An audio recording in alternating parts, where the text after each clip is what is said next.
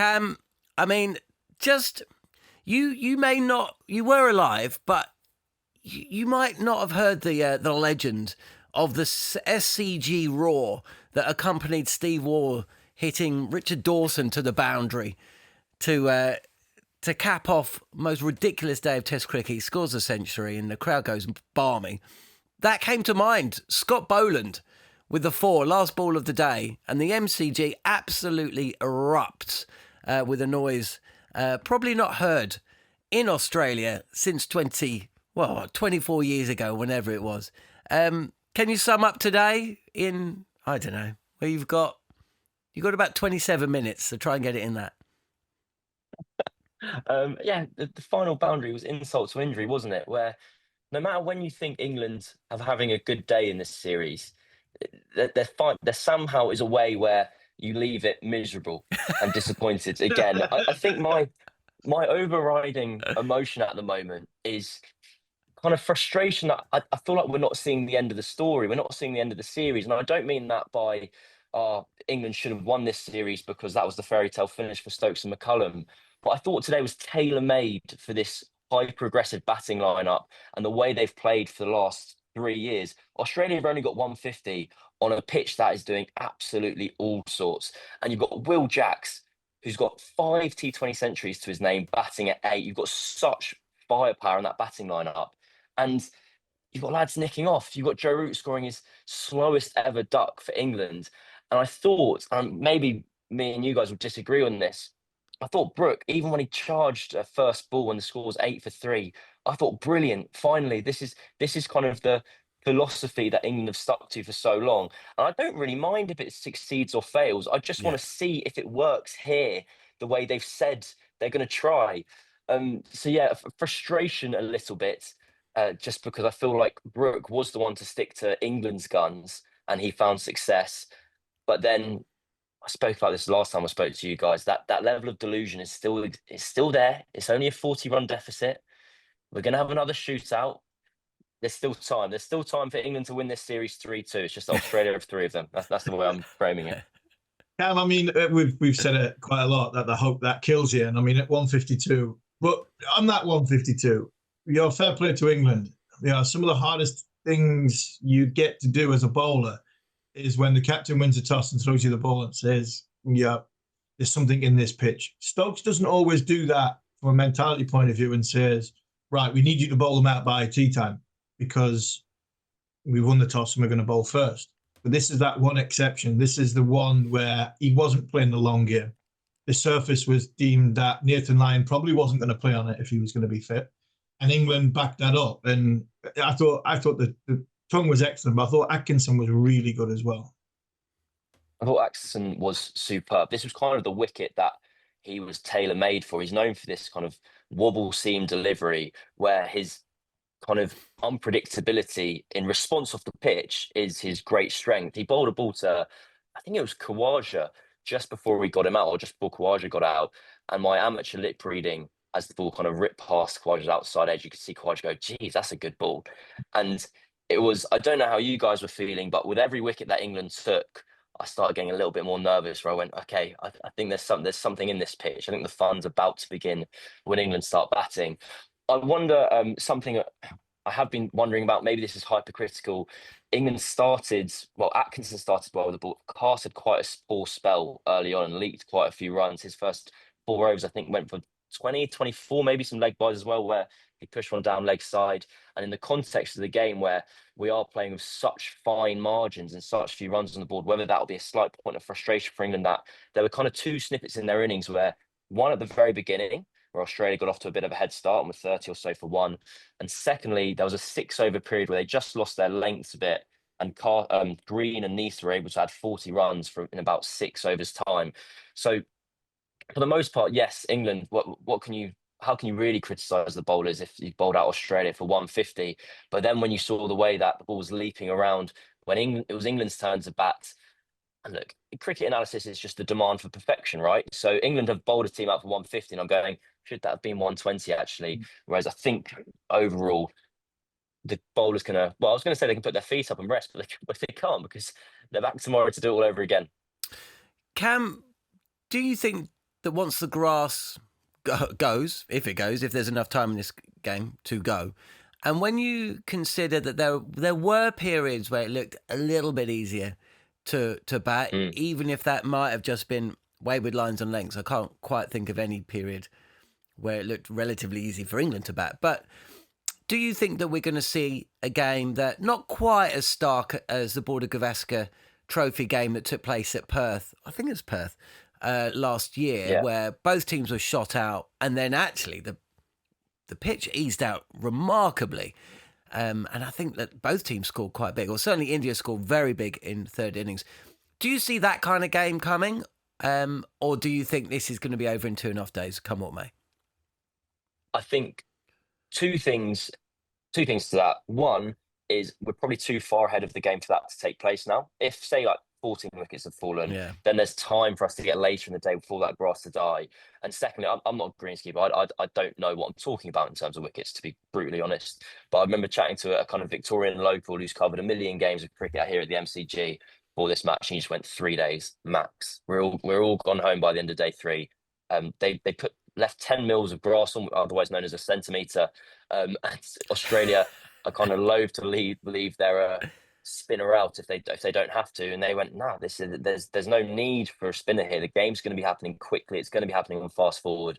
So I'd be surprised if we're done tomorrow, because if we're done tomorrow, it probably means England have won. And I'm so ingrained now into expecting them to lose, unfortunately, that I imagine we'll sneak into day 3. But I wouldn't be holding out hopes for getting into day 4 and further.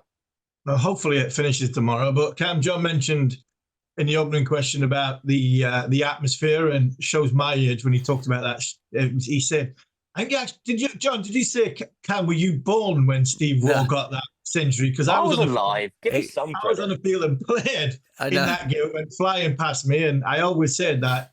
I mean, the innings was so good. I think if he had hit at me, I think I might have left it and it went for 4. I think he not only deserved the 4, but just wanted to see what the crowd would do. But 94 and a bit thousand, that looked an unbelievable atmosphere. Not just atmosphere, but a spectacle today.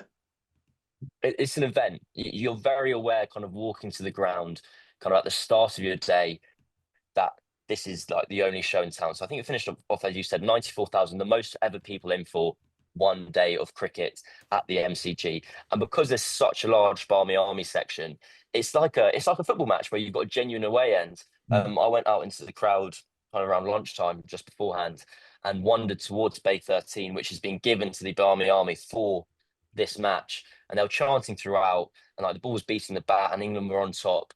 And you're like, you know you're part of something special. And I think that's always the case really in Melbourne. You hear the Aussies talk about it, that when it was like, oh, is it 3-0? Is it going to be less of an occasion? They're like, not for us. Like, as if Mitchell Stark, for instance, played over 100 tests, and Pat Cummins was asked, do you reckon you're going to rest him? He's like, mate, good luck asking Mitchell Stark to miss a Boxing Day test. This is the event that every single Australian cricketer dreams about growing up. And you can see why when you arrive here. It's the MCG. I always think you could use nuance in these instances of going like, why is it such a good ground? It's such a good ground because it's massive. You cannot understand the scale of it until you get to it. From the outside, it looks big, but then you get into it, and the first tier is actually kind of downstairs, as it were. So you kind of enter into this Colosseum, is the correct word. And no, I wouldn't change it for the world. Well, I'd change it scoreline wise, but event wise, no.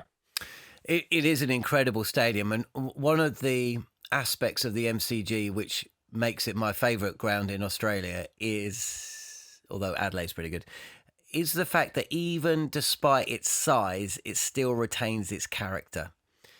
Been to a lot of big sports grounds, across all sports in the world, and often the size of the stadium takes that away. But the MCG is, and I'm not talking about it being steeped in tradition. It's just got a character to it, which is linked to its ginormous stature. But there's just something about it, and also the sightlines. You've got a great view of the pitch no matter where you are. Something that Josh Tongue in the interview, I'm not sure you would have heard it, Cam, but he was speaking to TNT, and he said it's really important that when you go out to bat, you have a clear plan about how you're going to score. Yeah. Let's focus on England here. Of the batters you saw for England today, how many of them do you think had a clear focus on how they were going to score? And I'd completely agree with you with your surmising the way Harry Brook went about things today. Totally agree. That was a BAZBALL pitch. That's where BAZBALL should be employed. But of the other batters, how many of those do you think had a clear plan? I'd say 2.5. I want to go Harry Brook. As whether you agree with the plan or not, he knew what he was trying to do. I'm not intelligent to work out what he's trying to do. I can't operate on the same plane as him, but he's like, I'm going to hit everything for 6. There we go. Will Jacks, it failed for him, but he came out and ran at his first ball as well. And then maybe Ben Stokes. Ben Stokes went the opposite way, which he has done for the last 2 test matches now, where he was trying to absorb pressure. He finished on 15 off about 40. We could chuck Gus Atkinson in there a little bit. I think his mindset became a bit clearer when he was just batting with number 11, Josh Tongue. But a stat that I think is relevant for this pitch, and I think one that makes me feel more comfortable, in my opinion, that Brook had gone about this the right way and that England should have been more attacking and run towards that danger they always told us about, was of the 4 top scorers today across the day, Brook, Atkinson, Khawaja, Nisa, 3 of them had the highest strike rates of the day. This was a day where there was a ball with your name on it. There was a delivery that Nisa bowled to Joe Root, which went like a leg break. There was one that Boland bowled multiples today. We saw Jamie Smith's dismissal, for example. It's jagged in off a length. There were so many unplayable deliveries out there that you had to get on with it if you wanted to have any chance. I'll be interested to see if the pitch does die down a little bit tomorrow and whether Australia, because on the one hand, I'm kind of expecting England to go hell for leather. I don't expect that from Australia that much. Travis Head's going to be such an important wicket tomorrow because he could really take this game away for them. But hopefully, you might say by the time England bats again, things are a bit more stable and they won't have to kind of go for this ultra aggressive method of play. But at the start of it, when they're 16 for 4, going nowhere, and you're seeing lads nick off, and you're thinking, you're so talented. You've told me, you've told the public for so long that the best way out of these tricky positions is to put your foot down and take the attacking option. We didn't see it when push came to shove. Cam, physically, mentally, this England side, what can they chase? Because there's a lot in that question. And they're under pressure. They've been battered from all angles, both on and off the field. If the pitch does get better, what can England do in this game? Can they really go and chase 300 to win? No, I wouldn't want too much more than kind of 200, 220. I can't tell you how 4-0 the ground felt on Christmas Eve, and we were in doing the press conferences and England were training, and it was just after the kind of Ben Duckett video and news had broken, and Duckett and Castle walking across the ground and all the Aussie TV cameras pan round and following them, and the ground felt kind of hollow, and it felt like England were this doomed team kind of waiting, being just to roll over in front of Australia, and Australian press were loving it, and they knew they had a team here kind of who were under pressure and struggling. So I thought the fact that they were able to bowl first today, get those early wickets, was going to be such a boost for them. Inject some fresh blood into the team again. Atkinson coming back and Jacob Bethel coming in. I still think they're probably maybe in a better mindset place mentally than they were 48 hours ago. But yeah, we need a pretty strong series of events to happen for England to pull this one back. But again, Steve, we said it before, we'll say it again. We stay delusional and we stay hopeful.